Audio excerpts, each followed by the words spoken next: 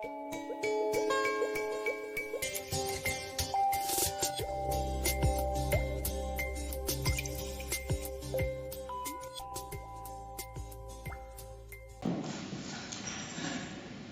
evening, Kalispera. My name is Bille August and I am the Assistant Director at the Danish Institute.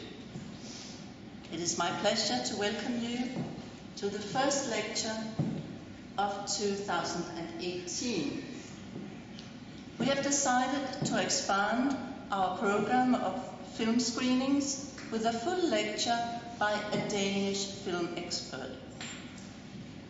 It is therefore also a pleasure to welcome Palle Schantz Lauridsen, tonight's speaker. Palle Schantz Lauridsen is an assistant professor at the University of Copenhagen in the Department of Nordic Studies and Linguistics, and more specifically in the section of Media Studies, just that. And without disclosing his age, I may well say that he has taught Danish and international students cinema and media for decades now. Furthermore, for 25 years he was also a film critic, and as such a member of the Association of Danish Film Critics, who celebrates Danish and international films, cinema, by awarding a yearly prize, the so-called Bodil.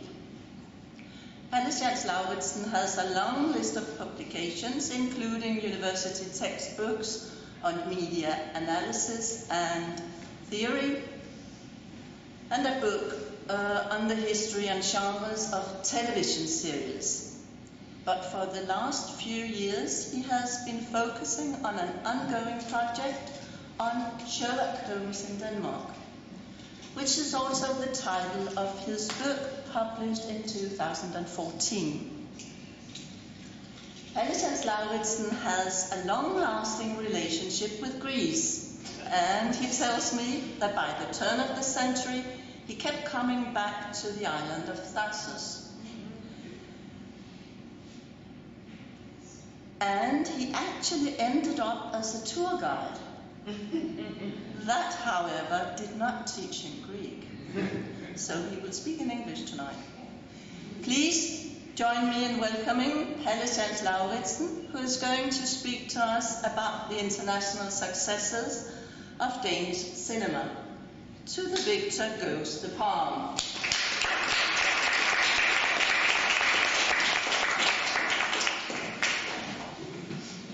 Thank you very much, Birgit.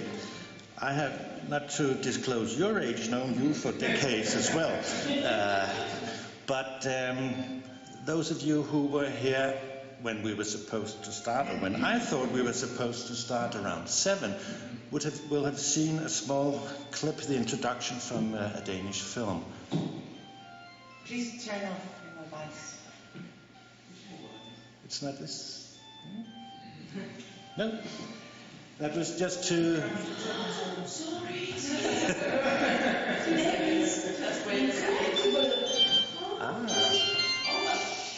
We're not going to discuss that film at any length, but it gives a nice impression of some of the things that this director, Lars von Trier, does in some of his films.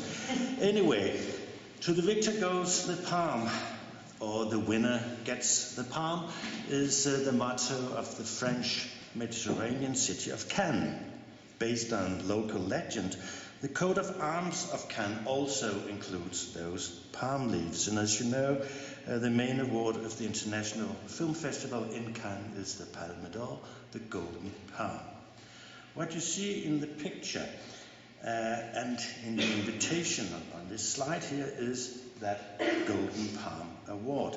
It's not just any Golden Palm Award. It's the palm won by a Danish director who is wearing the tuxedo of another Danish director. You can't see all of the tuxedo, but you can see one of the sleeves.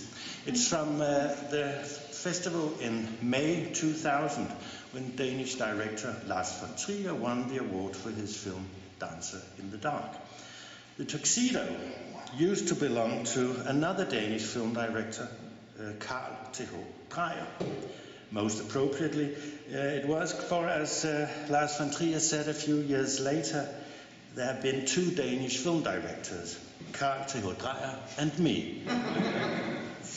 That von Trier is the best internationally known Danish film director can be seen from the basic fact that in the period between 1996 and 2012, and these are the latest figures I've been able to find, his films alone sold approximately half of the tickets sold for Danish films abroad, not at home, but abroad.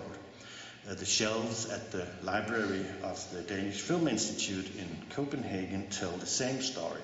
The number of books, most of which are in English, on von Trier take up, like this, maybe 2 shelves, far more space than books on any other Danish director, including Dreyer, the other one, who's, well, it's about half the size, the books that are written on him, and he's been along for a very, very long time, since the 1910s. Well, he's not along anymore.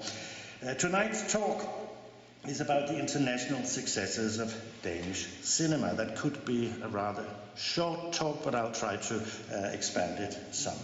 As the short text in the invitation puts it, tracing the international successes of Danish cinema from the beginning until today, the lecture focuses on more recent developments and asks how films from a small country have been able to hit international markets. Key examples will be taken from films by, and then I mention the directors that I'm going to talk a little bit about, Bille August, Gabriel Axel, Lars von Trier, Thomas Vinterberg, and Susanne Bier, pronounced in Danish. I should underline that I only talk about fiction, feature films, and leave out short films and documentaries. And maybe I should also mention that I do intend to show a few video clips so that you don't have to listen to me all the time. But let me start by presenting you with a few facts which will give you an idea of the scope of things. This is the population of Denmark in thousands. If you start around the year 1900, that's where cinema came into being. Denmark had approximately 2.5 million inhabitants.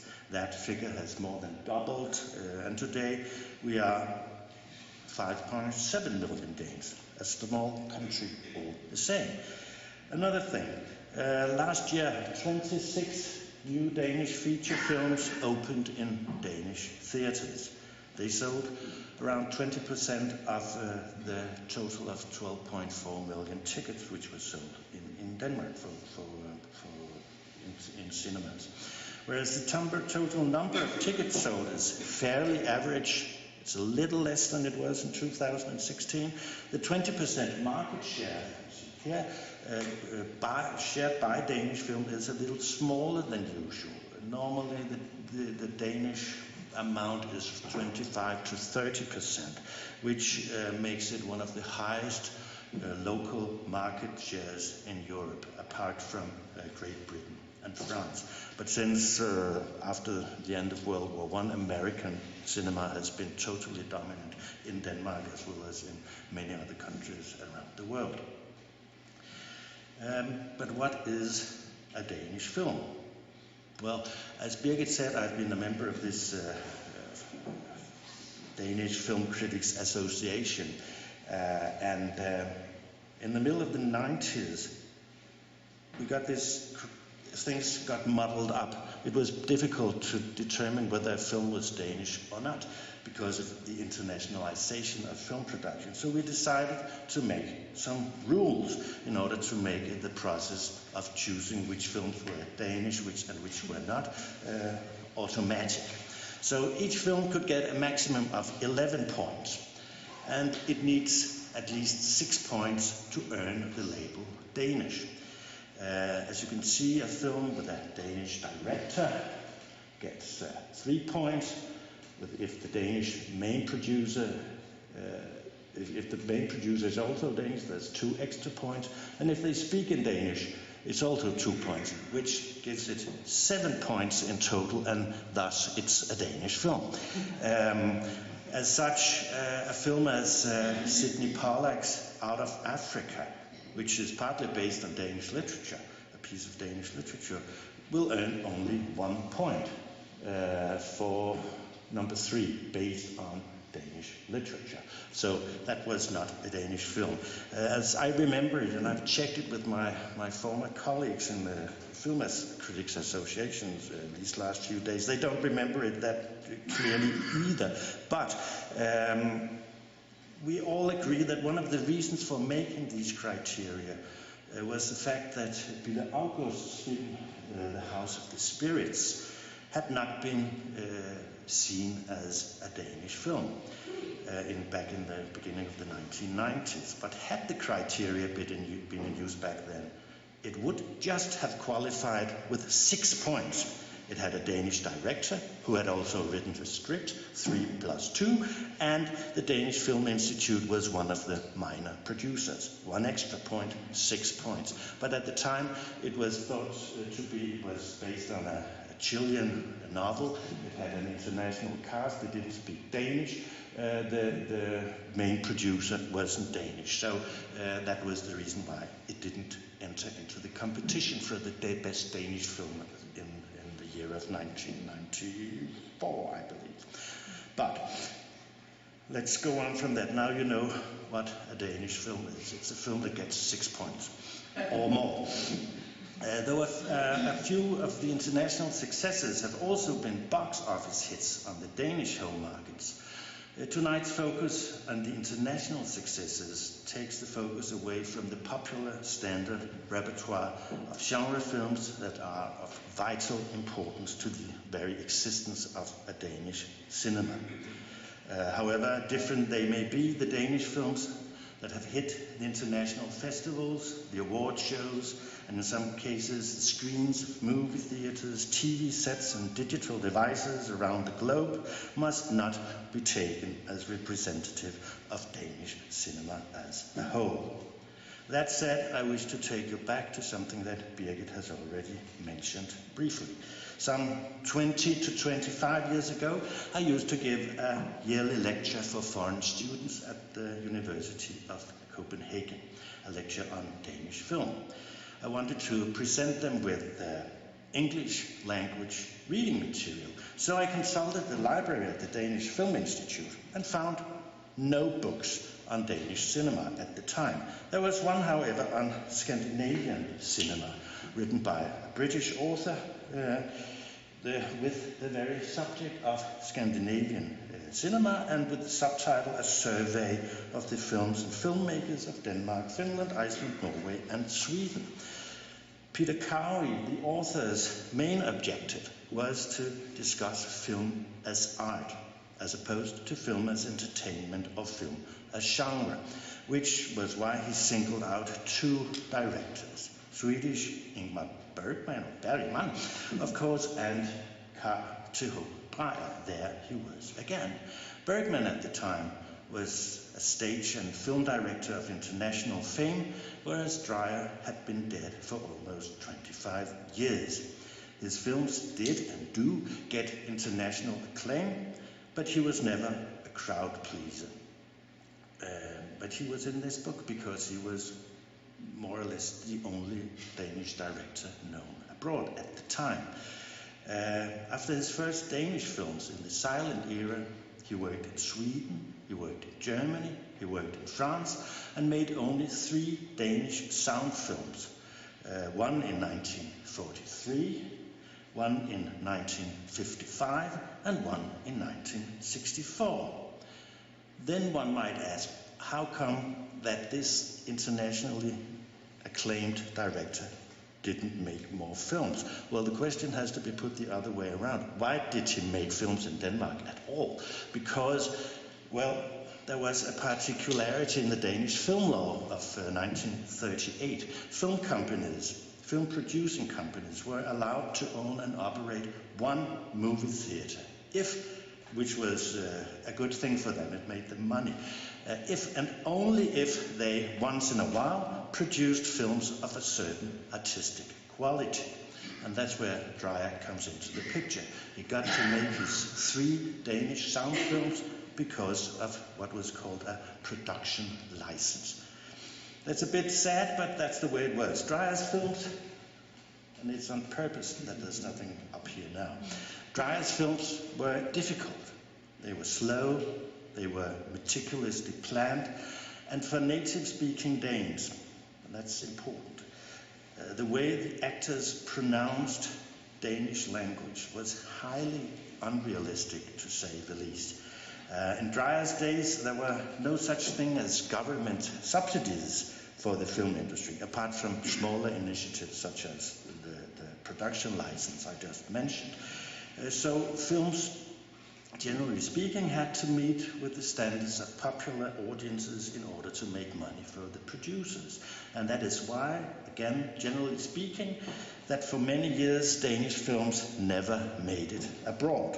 The international successes of Danish cinema in the sound era, that is from around 1930, were very few until the late 1980s. There were, of course, exceptions. We have to go back in time, back to the beginning of the 20th century, when cinema was new. There was one Danish film company which had international success. It was called Nordisk Films Company, or in their foreign markets, the Great Northern Film Company. As you can see, they made Sherlock Holmes films. They were one of the top 5 companies in the world in the years prior to and in the beginning of World War I, say from 1908 to 1917. They made hundreds of films for international markets, and those are the big columns. You can see small markings here. They are the tickets, the number of tickets they sold on the national Danish market. Not of tickets, of film copies, actual film copies. You could see that their international markets were much, much, much bigger than the national market. They were always intended for international markets and were actually sold at international markets. They sold all across Europe, including Russia. They sold in the Americas, Southern America, and USA and Canada. They made, as I said, a few, or rather 12 Sherlock Holmes films, but the company gains its fame for their erotic melodramas. I'll show you a small clip of one of these later, in a few minutes' time. Great Northern was as commercial as any other business, and trying to maximize their sales, the company made different endings for different markets. For instance, the films for the Russian market had tragic endings. They probably liked that. The early silent era also created the first internationally known Danish film star, Asta Nielsen. She made her debut in the erotic melodrama Afgrunden, which was produced not by the Great Northern, but by a short-lived film company called Kosmorama. She went on to have a great career in German silent film, and made her last film just a few months before the Nazi takeover in January of 1933. She returned to Denmark in 1936, never to get a part in a film again. I wish to show you the scene from this film, The Abyss, the one that really makes you understand why it's called an erotic melodrama. I know it's been on the program here, but so some of you might have seen it, some of you might not, some of you may want to see it again. It should slowly, does it?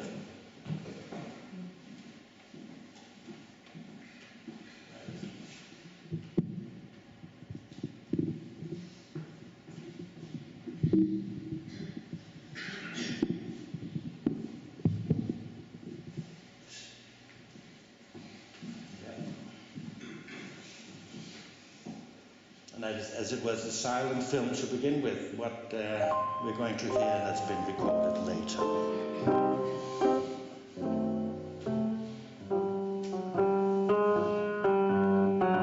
They have a relation off stage as well, but it's not going as well as it could at this time in the film. She's caught him in her gauchoism. The story has it that her dress was so tight that she couldn't wear anything underneath. This is 1910.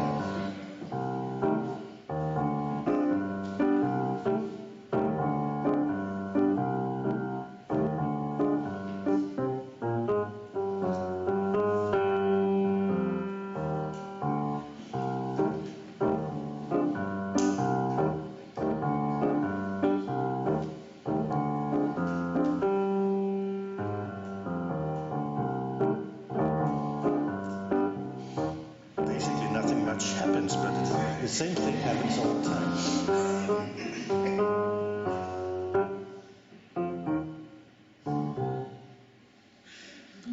Both of these actors went on to have great careers. His career was in Denmark, in film, radio, and especially at the Royal Theatre, Paul Reumert. World War I and its consequences for international, or at least European, film markets meant the end of the international successes of Danish cinema. And for more than half a century, Danish cinema was exactly that, Danish cinema, producing small-scale popular films for a small-scale country. And one should not forget that it is still that those films are still the bread and butter of Danish cinema. Most Danish films never make it abroad and never were intended to. But some do, and as you may have noticed, they are supposed to be at the center of tonight's talk. Browsing through the list of international film prizes awarded to Danish film and film workers, one does find an occasional winner in the period prior to the 1980s. The most significant film of the period was director Henning Carlsen's Sult, or Hunger, from 1966.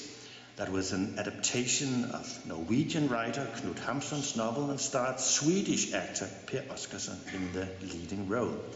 A modernist film depicting the miserable life of a starving bohemian wannabe writer walking the streets of Christiania, now known as Oslo, the capital of Norway. But then in 1984 something happened. A young, provocative Danish director won the technical grand prize at the Cannes Festival for his dystopic depiction of near-future Europe. The Element of Crime sold less than 40,000 tickets on the home market, and that's not very much. And the director, and I'm talking about Lars von Trier, of course, had made an English language film intended for international markets.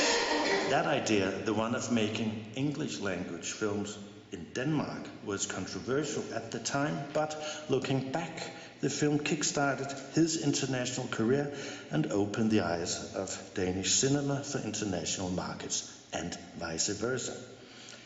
I should be clear from those two screenshots or still photos, the visual style of The Element of Crime, the yellow brownish color, was not that of a traditional film. Neither was the subject matter for that matter. The next Danish films to hit the international award scenes were, however, very traditional. They were very well-made adaptations of masterpieces of Danish literature. At least, well, masterpieces. Well, that's a judgment. Anyway, well-known pieces of Danish literature.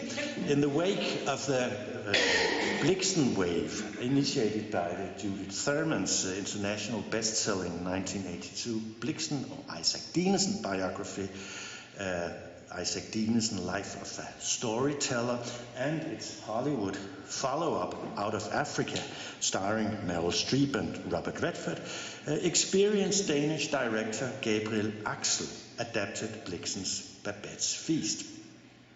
As is the case with many Danish film directors, Axel had done a lot of work for television. He did his television jobs in the 1950s and the 1960s. And on the other hand, he had also made dozens of popular genre films for the Danish market. Though born in Denmark, he was raised in Paris and had just finished a miniseries for French television when he returned to Denmark to direct Babette's Feast. It was a 15-year dream come true. And in 1988, that film was the first Danish film ever to win the Oscar for Best Foreign Film. If you doubt my claim that he was raised in France, you should go to YouTube and watch his acceptance speech at this Oscar in 1988. He sounds like a French talking English, so that's very funny to hear from a Dane. But anyway, I'll show you the trailer for the film. I found it difficult to find a clip that was good enough. So the trailer will give you an idea of how the discreet and classical style of this film, which was definitely a box office hit in Denmark, selling approximately 250,000 tickets.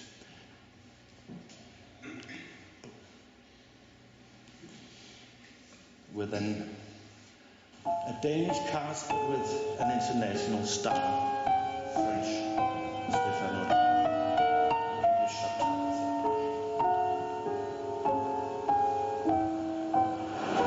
Ikke frisk. Ikke frisk? Mine fisk ikke frisk. For 2 minutter siden svømmede de ud i vand. Hvor med hjem? 30 skilling. 20 skilling. 30, madame.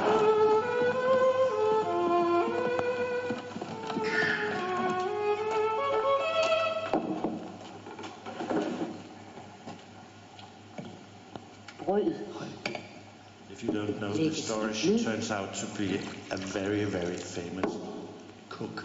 Un peu de bière, lidt øl. Øllebrød. Øllebrød. Øl.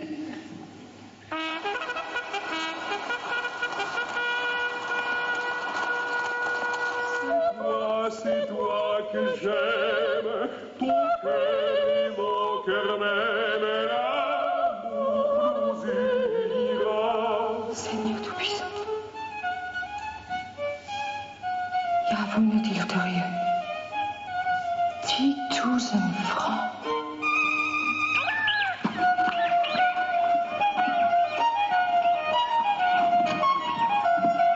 Jeg kan ikke engang sige, hvad jeg får at drikke eller spise. Hvad må der skal ske med os? Nå, vis os din barmhjertighed. Jeg har gennemskuddet dig, Christoffer. Falsk er du. Halleluja. Der er det.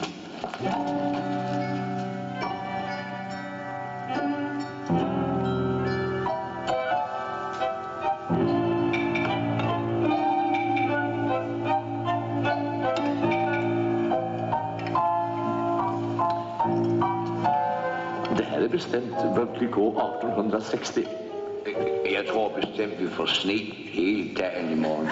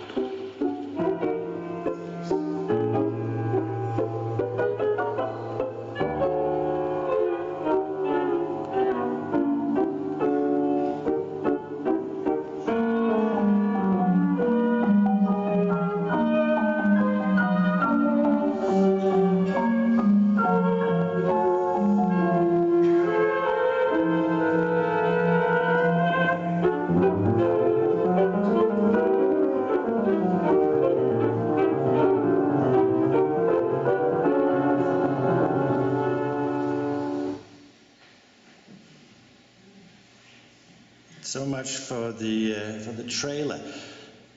you can see there's some comedy in it, which Axel added as compared to the original short story.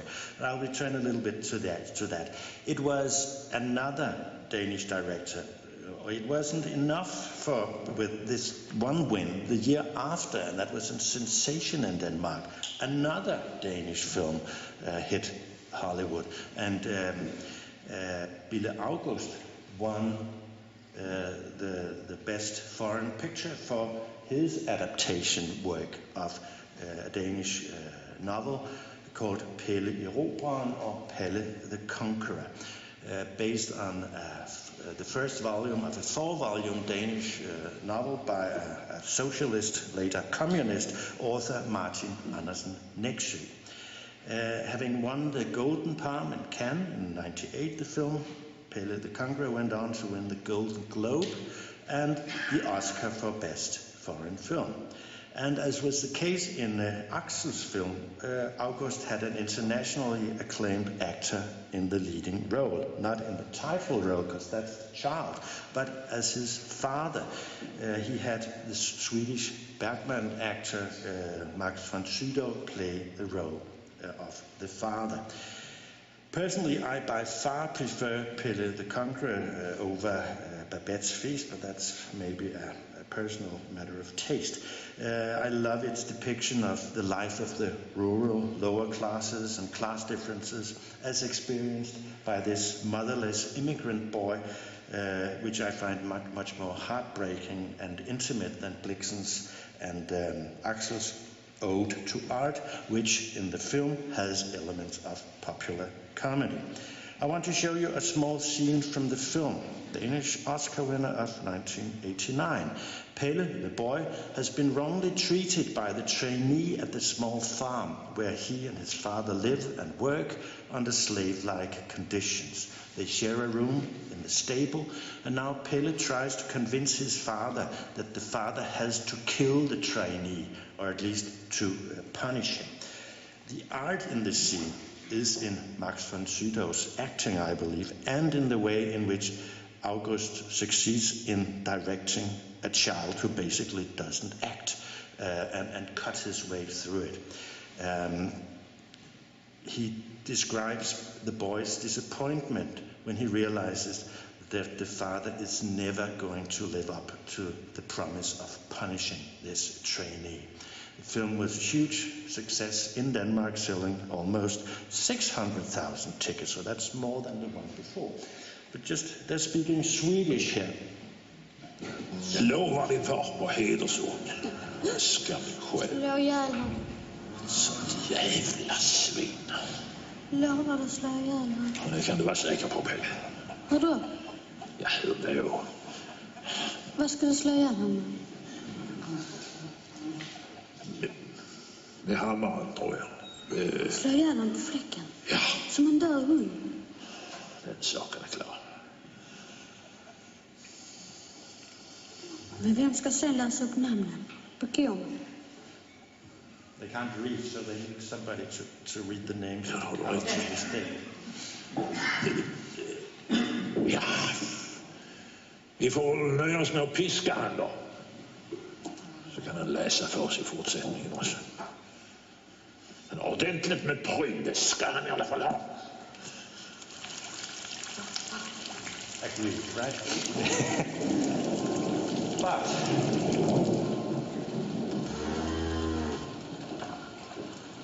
Jag gav inte på mig skål socker. Lappen jag skulle lite in det söndagspröjan så vänta. Jag skulle... Jo, det var den som skulle läggas ner i armarna, ja. Bengta is the mother and his deceased. Hon var så ängslig när hon dog. Hon trodde inte jag skulle kunna ta hand om den, Pelle. Du kan lita på mig, Bengta. Inte gå i dem för länge, sa hon. Innan det blir hål på dem. Lasse! Lasse!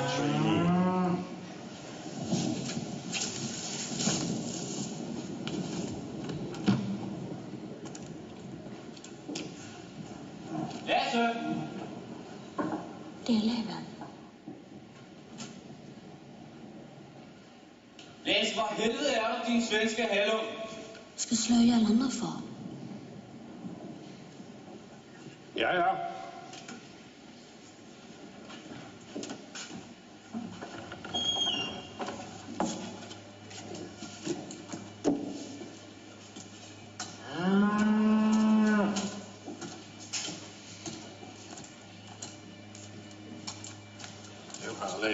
Jeg ville protestere mot at herr Leven... Som far vil jeg protestere mot... Hvorfor svarer du ikke, når man kalder? Forlåt. Jeg ville bare protestere på mot det sættet, som Palle har blivet. Er du døv måske? Så prøver jeg ikke melder dig til forvalteren.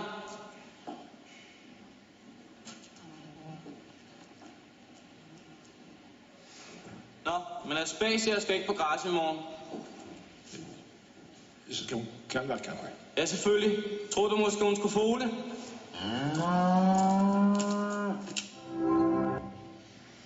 So he never killed him or never punished him the way he had said that he would.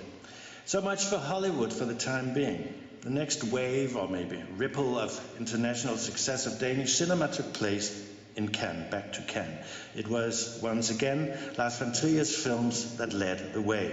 He won minor prizes for Europa, it's called, and the Grand Prix, the second most prestigious prize at Cannes for Breaking the Waves in 1996. The latter, which turned out to be his greatest success with Danish audiences, selling approximately 300,000 tickets on the home market. His last film, the director's cut version of what's it called, Nymphomaniac, sold like 1,300 tickets, but it also lasts 5.5 hours. That sort of made things happening again for Danish film at Cannes. And at the time, around the middle of 1990s, von Trier, together with another Danish director, took the initiative to the Back to the Roots movement called Dogma 95. The directors who signed this vow of chastity, as they call it, submitted to a number of rules. Shooting, they said, should be done on location. Sound should never be produced apart from the images. No artificial lighting was acceptable, and handheld cameras were to be used. As a Danish riddle from the Dogma days asked, how many camera people does it take to shoot a Dogma film? And the answer was 3. 1 to hold the camera, and 2 to shake the guy who's holding the camera. The two films produced according to the Dogma rules competed at the Cannes Festival in '98. Von Trier's experimental The Idiots and Thomas Vinterberg's The Celebration, which ended up winning the Golden Palm, the Palme d'Or, and became rather popular in Denmark as well. It's a story of a dysfunctional family, to say the least, and the film depicts the rebellion of the eldest son, Christian over here, against his father on the father's 60th birthday.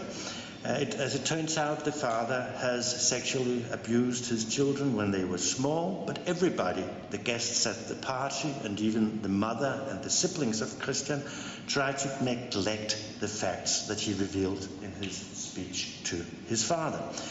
In the end, the family tyrant, however, the father, is humiliated. I wish to show you the opening scene to give you an idea of the emancipation of film style the Dogma movement brought along. For the shooting of The Celebration, they used very small, low-resolution video cameras with a flip screen, such as the one you see on the camera down there, to the side of the camera, so that you can, just like you can do it with your cell phones, you can have the camera down here. You don't have to look through the viewfinder, and in that way the camera sort of becomes part of the action, and where the actors are. They shoot where the actors are, using handheld small cameras, and the photographer can still see because of that flip screen on the side. That's a very practical thing, but it turns out that it gives a lot of life to the Dogma films. In addition to that, you see a variety of shots that earlier on would have gotten people thrown out of film schools all across the world, such as not having the horizon in level all the time, just to mention a few examples. But you can see for yourself, I'll try to mention a few things as they come along. This is from the very beginning.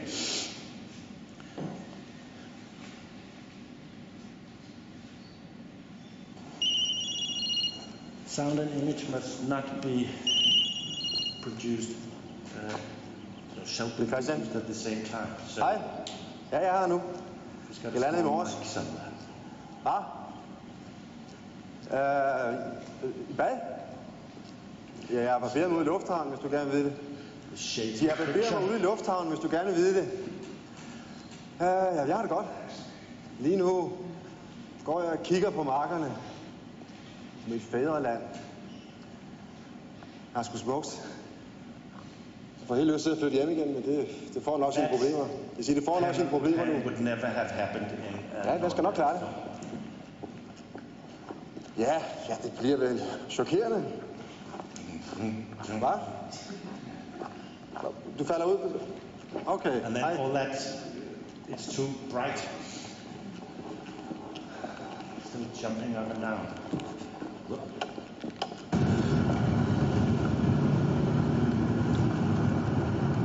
Hvad fanden, det var sgu da min bror, mand. Det var sgu da min storebror. Hvorfor helvede siger der ikke noget, mand? Hvad? Som om jeg så ham, altså. Du må ordne alting selv her, mand. That would never have happened in Gabriel Axel or Bille August films. Det har kæft, mand. Har du set det, Kasper? Han er kraftigt med gået hele vejen fra Paris, du, bror, mand. Nej, jeg er bare gået fra stationen af. Hej, ja. Hold kæft, mand. Hej. That scene where at one point the horizon is knipper mig kraftigt, mand.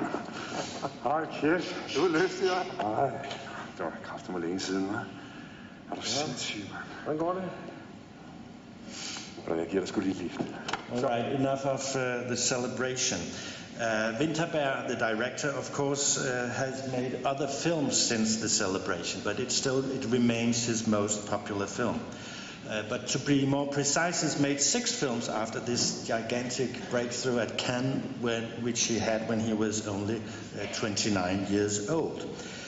His last 3 films seem, however, to have put him back on track as a director who spotlights conflicts within smaller groups of, say, neighbors or people in a small village, or friends, as in his last film, The Commune. But apart from being an artistic statement, this dogma movement was, of course, also an example of commercial branding. The producer, Peter Olbæk, who was behind many of those films, once explained that in a biography. It's a rather long quote, but hear me out, and some of it will be on the slides. He says about the dogma movement, "It all started with a lie. We fooled ourselves and others into believing that a new wave was on its way in Danish cinema. We did that so effectively that we, and later the press, started to believe in it. This was something special. It was a lie, but it worked. Unlike the American film companies, we couldn't afford what he calls carpet bombing. That's why we had to come up with something else. And this is where religion is a good thing. So we stole a few concepts from the religious world. We made a religious set of rules, the dogma rules, concerning the making of a number of films, and we turned the fact that we had no money to produce them for into a virtue. We turned necessity into a virtue and called it art," he continues. "We rejected everything we couldn't afford anyway. One might say that we rejected anything that could not be bought for fluff. We said, it's not that we don't wish to use the heavy gear, but for religious reasons we have to forsake it. We have not to use it." That's how the dogma concept was invented and marketed as a sort of purification, a purity, as if we had a choice. we didn't. That's his market explanation of the phenomenon that's been discussed as an aesthetic phenomenon earlier on, but this is the producer's words. Films that probably would never have made anybody raise an eyebrow suddenly were marketed as dogma films, raising national and international interest considerably. It's often misunderstood that people think that all of Lars von Trier's films are dogma films. They're not. He's made one dogma film, the one called The Idiot. But on the other hand, it's a characteristic for his films that he always makes particular rules to which the shooting of the individual film must comply. But those particular dogma rules only apply to one of his films. The Cannes Festival in 2000 was von Trier's year of triumph. Having aspired to winning the Palme d'Or since the beginning of his career, he finally did it. This year's film, Dancer in the Dark, was a modern take on a classical film genre, the musical. Icelandic singer Björk, who had no previous training as an actor, played the role of Selma, a working woman who gradually lost her eyesight and had a particular love for musicals, especially for the sound of music. The film ends very tragically with Selma being hanged. I can't bear to show you the execution scene. I tried to watch it this afternoon, but I decided against it. It's a very tough going. So I'll show you a bit of another scene. This is a scene where Selma goes into her musical world. And you can note the difference in the camera work. When we're in the real world, it's a handheld camera. But when we're in her musical world, the cameras are all mounted on things. Maybe it's things moving, such as the train you'll see, but the cameras themselves don't move in these directions. But they are placed on a train, but that's the idea. When we're in the musical world of Selma, cameras don't move, or they are placed on something that does. Whereas when we're in the real world, it's a handheld camera. Let's see. We shan't see it all. It's a rather long clip, as you can see. This is the real world.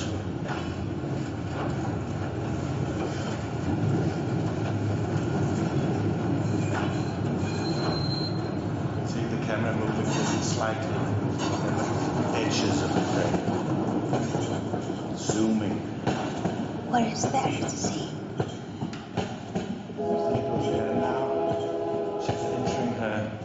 Musical world, dream world. To the rhythm of the train, goes into the music. It's all I have seen. The trees I have seen. The willow leaves dancing in the breeze. I've seen a man killed by his best friend and light. There's a camera mounted on the train, but it doesn't pan off.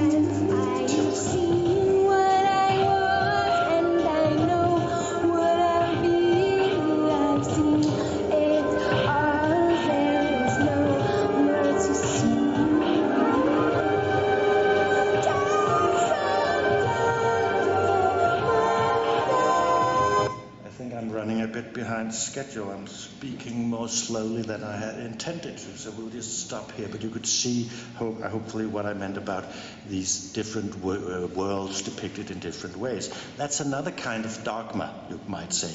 These are the rules he set up for this particular film, but they are not the dogma rules from the dogma movement.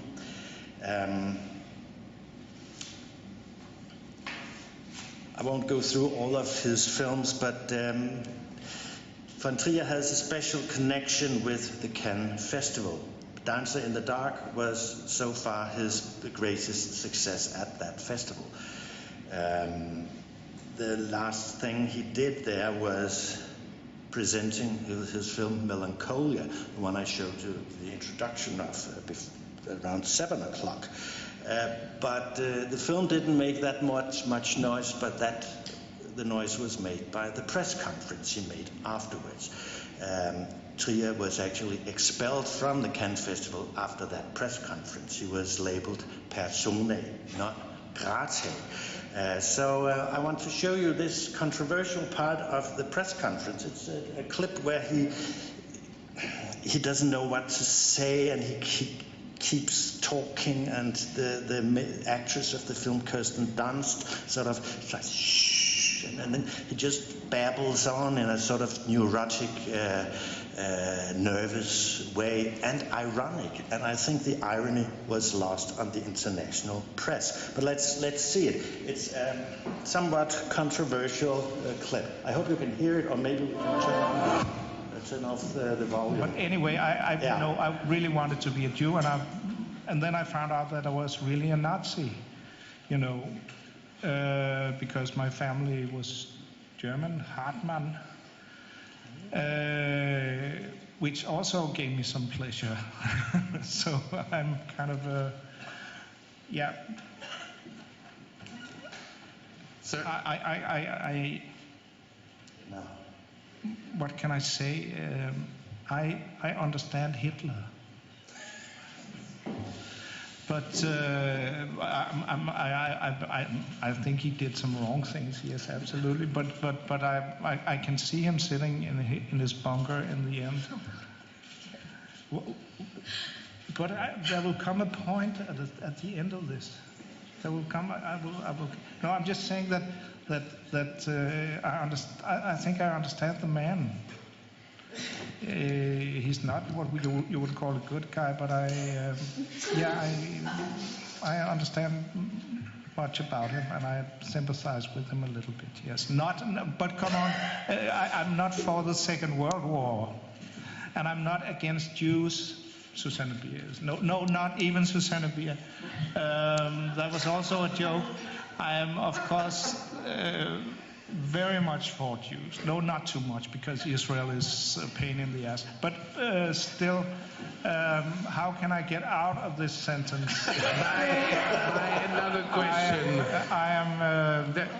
Here's your salvation. There's just... But no, I just want to say about the art of the... I'm very much for Speer.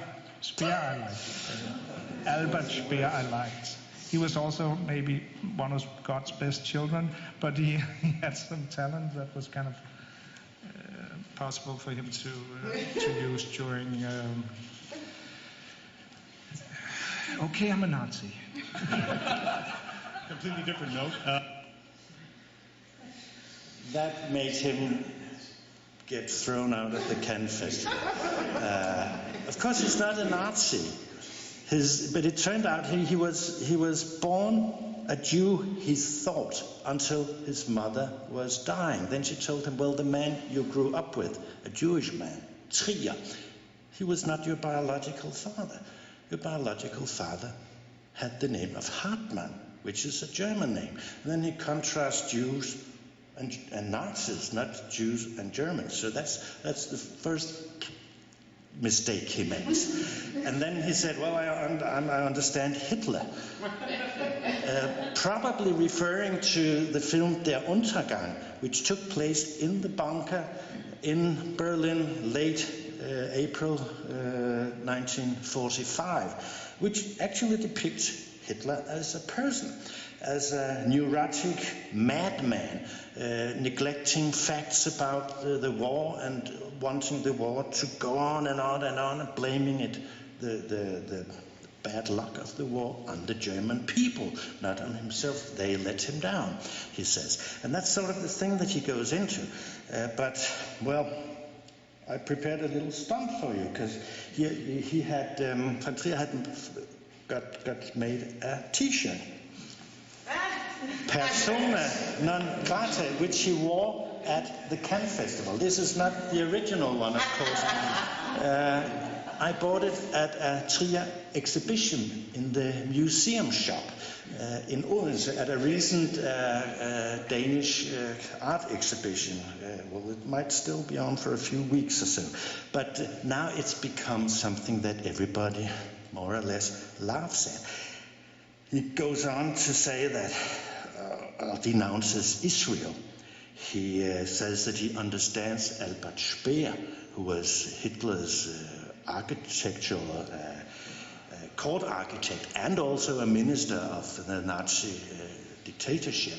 So, I mean, it's a bit tricky, this one, and I don't want to sort of explain it. Yes, I want to try to explain it. I don't want to excuse it. But now he's been accepted back into Cannes. Let's see what happens with his next film. He's a very sick man now.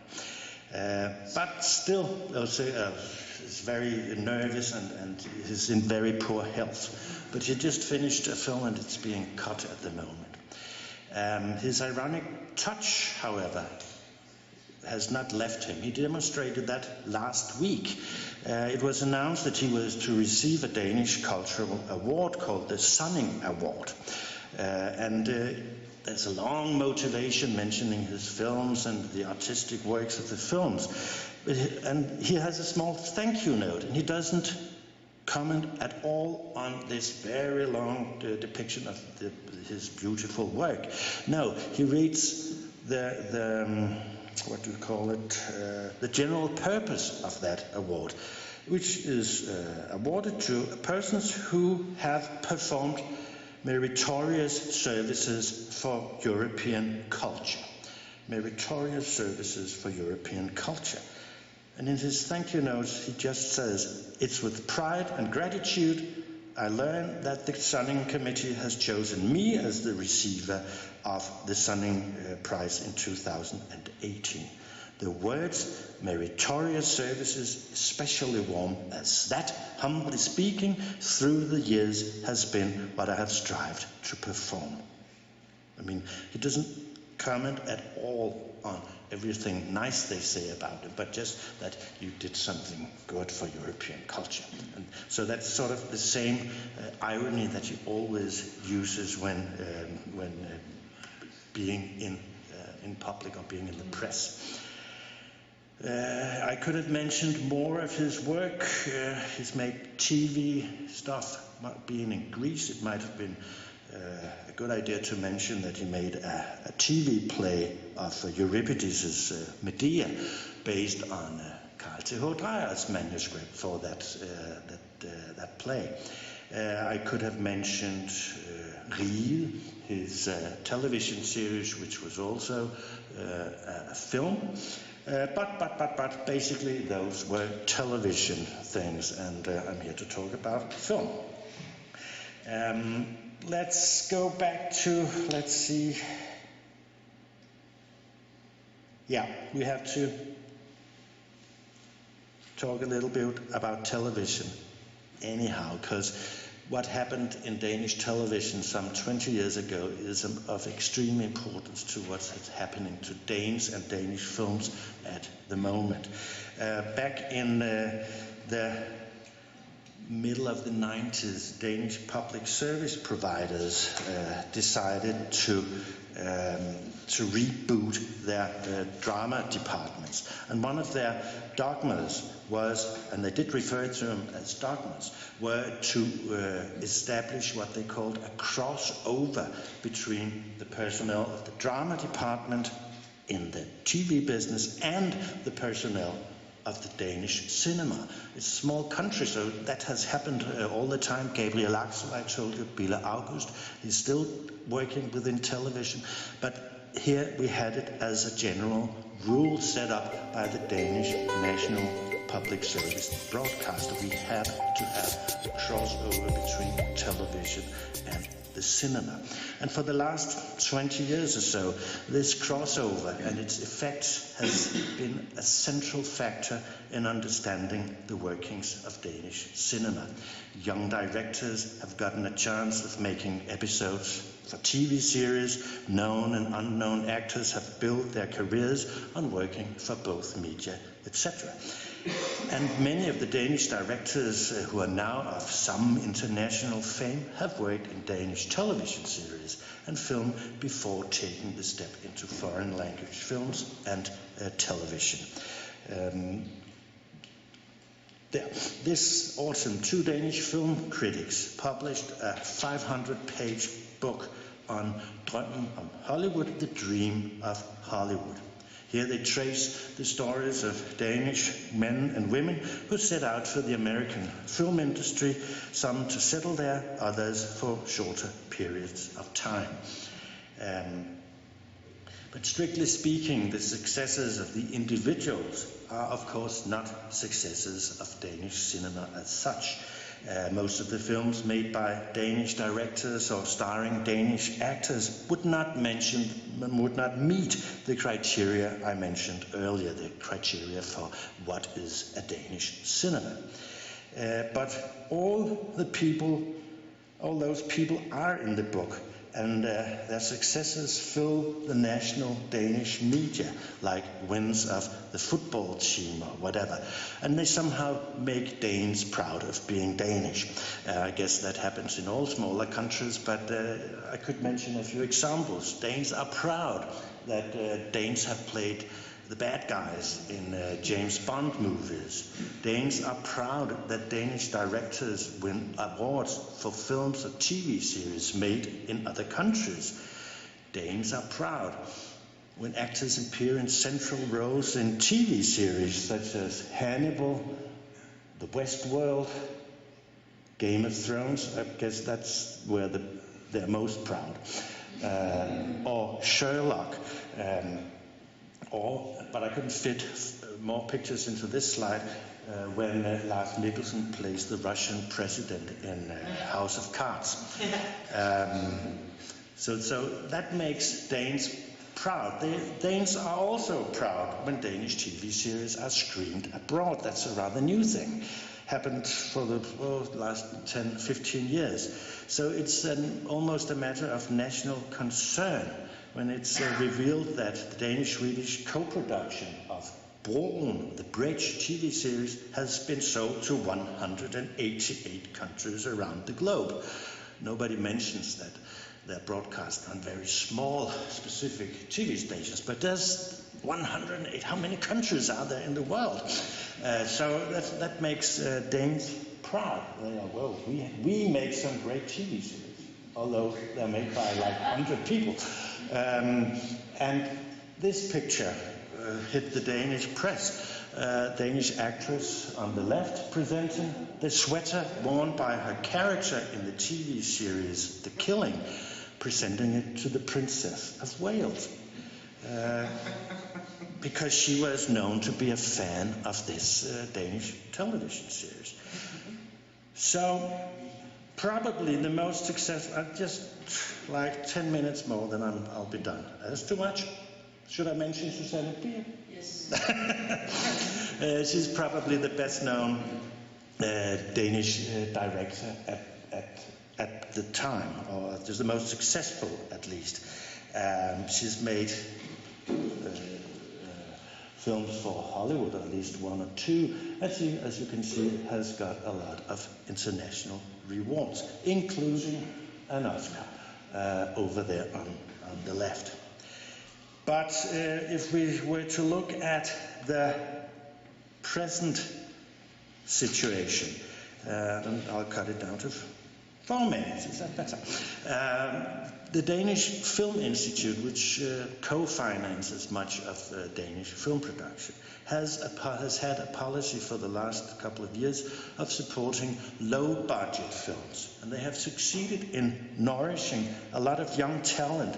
And in recent years, we've seen a lot of raw, unpolished films on contemporary subjects.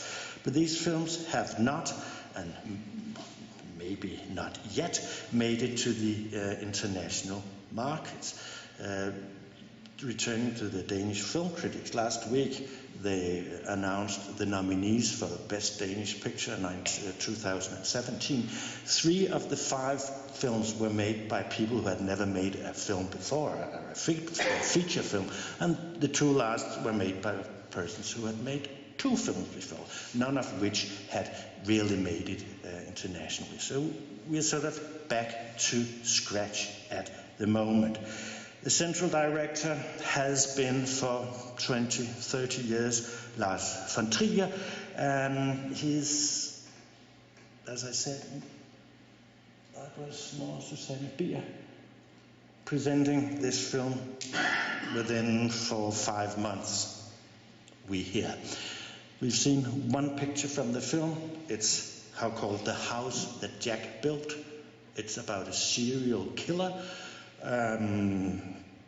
starring international stars Uma Thurman, Matt Dillon, and Trier has said one thing about it in public.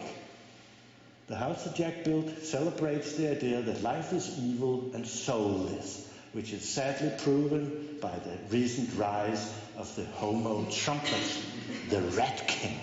He said that about a year ago. So there's been one more thing about that film, this small picture.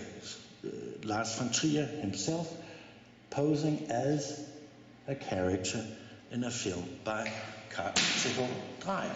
And then we're back where we started, back to Dreyer, back to von Trier, and I'm done. Thank you for listening.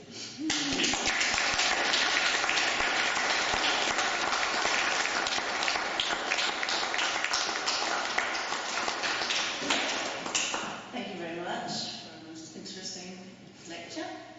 I'm sure there will be questions. You can pose questions in English directly, or you can also put questions in Greek, and we will try to translate it. So, questions, please.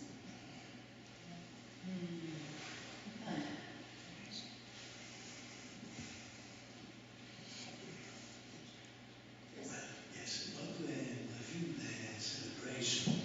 When I first saw it, I thought it was something like an amateur film. But I didn't know it created a school. The school has been created before the film or after the film?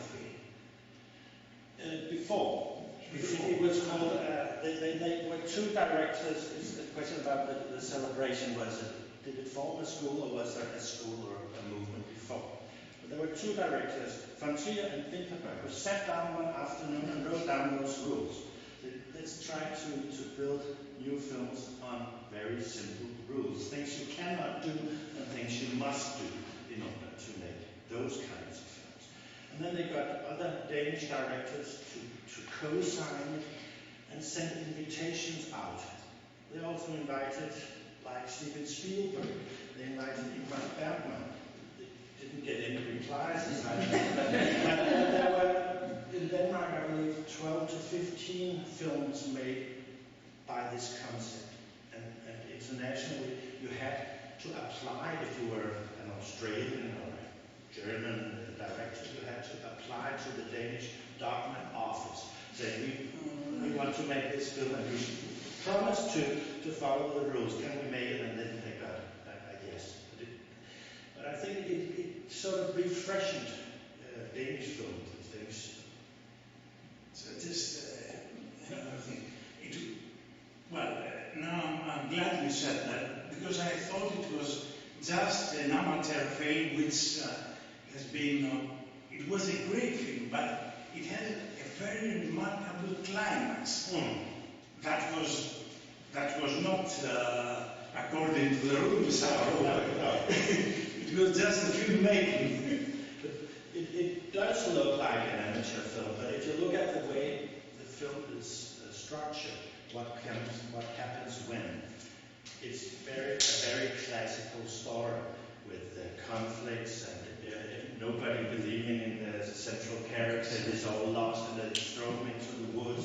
It fights its way back. So in that way, it's a very traditional film, but you have to look through all the crazy camera work to see that. And that's actually a violation of one of the rules, because they're not supposed to tell ordinary stories. And dramaturgically, it's a strong film, but it's a almost follows every scheme of Hollywood in the storyline, but not in the visuals, not in the sounds.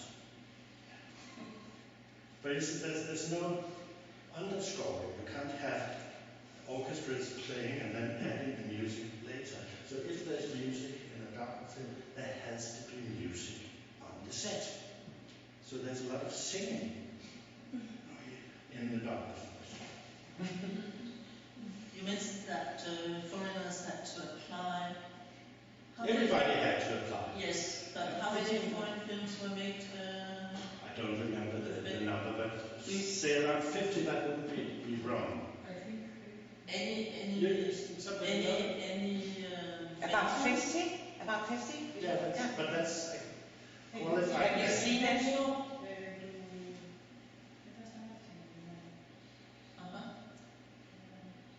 But could you mention any that? No, because the most famous ones were, well, the first two ones. And then one more in Denmark, Italian for Beginners. That was a big hit in Danish cinema as well. And also made the ground for an international career for the director, Bille August, who now basically works out of London. But no, I can't mention any of those foreign films because I've never seen one, and I don't think they weren't marketed as strongly as the Danish ones were. I told you about what the producer said. This is a marketing thing, and some of the Dagmar films weren't very interesting, but they were Dagmar films, so everybody lots of people had to do it. So this movement kind of worn out. National art. Please. I find it very interesting and strange that you need rules in order to create a wave. In France, there was an organic wave of Vinterberg. But you have rules, and we were talking at the very beginning about what is a Danish film.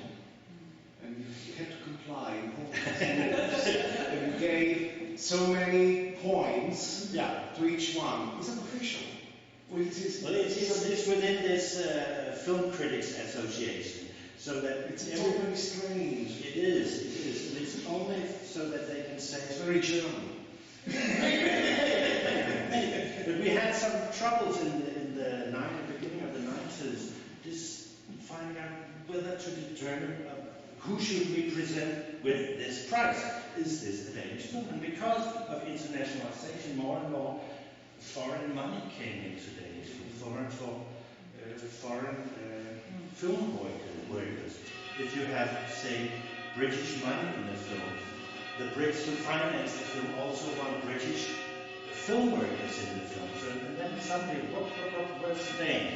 And that's why we made those rules. As for the Dagmar rules, that's a von Trier thing. It just... How sane is this guy? Pardon? How sane is it? I don't believe it's very sane at the moment. There's a consequence. I mean, he tries to be ironic in something, but it doesn't translate into an English, Anglo-Saxon context. No. It comes false. Yeah. It comes very false.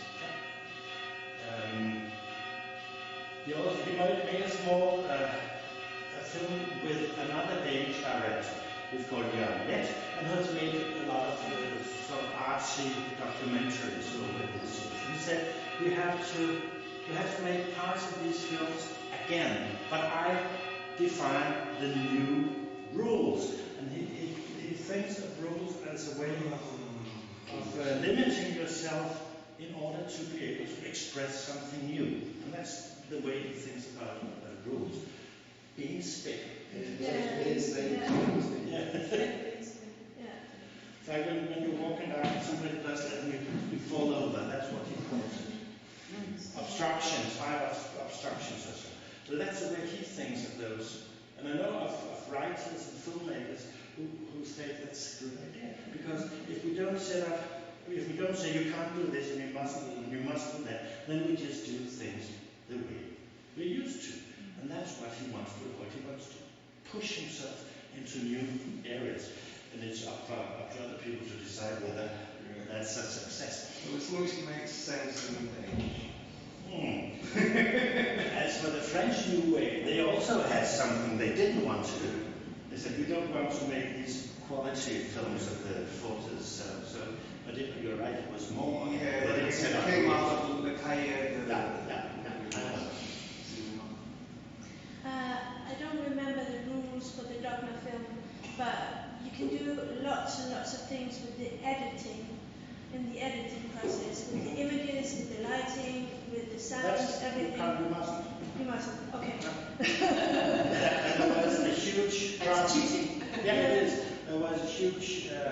discussion between von Trier and his producers, because they had digitally put more light, so to say, brightened some of the images, because they were shot with no artificial light, and some of the pictures you couldn't see what was on them. So they